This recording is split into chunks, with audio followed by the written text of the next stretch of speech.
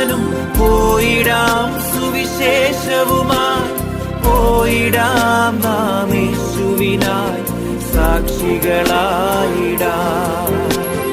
പോയിടാം നാം ലോകം.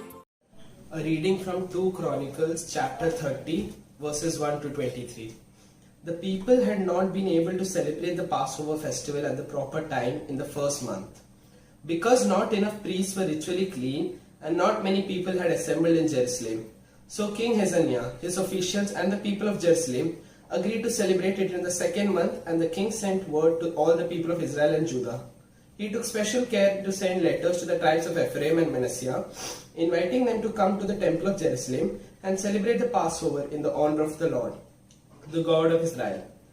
The king and the people were pleased in their plan, so they invited all Israelites from Dan in the north to Beersheba in the south to come together in Jerusalem and celebrate the Passover according to the law in large numbers than ever before.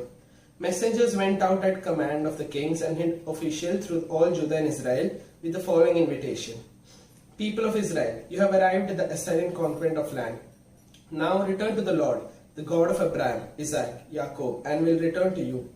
Do not be like your ancestors and your fellow Israelites who were unfaithful to the Lord their God.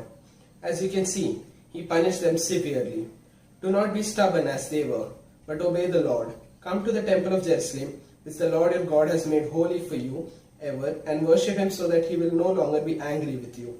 If you return to the Lord, then those who have taken your relatives away as prisoners will pity on them and let you come back home. The Lord your God is kind and merciful, and if you return to him, he will accept your message. The messengers went to every city in the territory of the tribes of Ephraim and Manasseh, and as far as the tribes of Zebulun, but people laughed at them and ridiculed them. Still, there were some of the tribes of Asher, Manasseh and Zebulun who were willing to come to Jerusalem. God was also at work in Judah and united the people in their determination to obey his will by following the commands of the king and his officials. A great number of people gathered in Jerusalem in the second month to celebrate the festival of unleavened bread.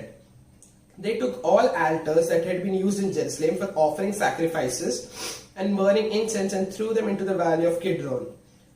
And on the 14th day of the month, they killed the lamb for the Passover sacrifice.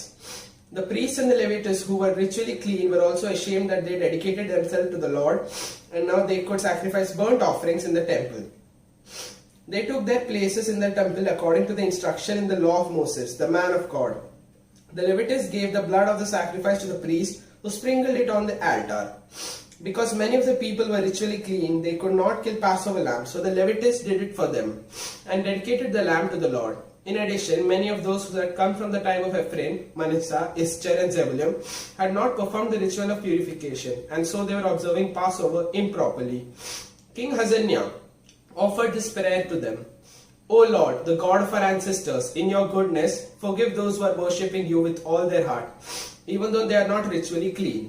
The Lord answered Hezekiah's prayer. He forgave the people and did not harm them. For 7 days, the people who gathered in Jerusalem celebrated the festival of unleavened bread of great joy. On the day after, the Levites and the priests praised the Lord with all their strength. Hezekiah praised the Levites for their skill in concluding with worship of the Lord. After 7 days, during which they offered sacrifices in prayer of the Lord, the God of their ancestors, they all decided to celebrate for another 7 days. So they celebrated with joy. King Hezekiah contributed 1,000 bulls and 7,000 sheep for the people to kill and eat. And the officials gave them another 1,000 bulls and 10,000 sheep. A large number of priests do the ritual of purification, so everyone was happy. The people of the Judah, the priests, the Levites, the people who came to the north, and the foreigners who settled permanently in Israel and Judah. The city of Jerusalem was filled with joy, because nothing like this had happened since the day of King Solomon, the son of David. Priests of the Levites asked the Lord blessing on the people in his home, and heaven heard the prayers and accepted them.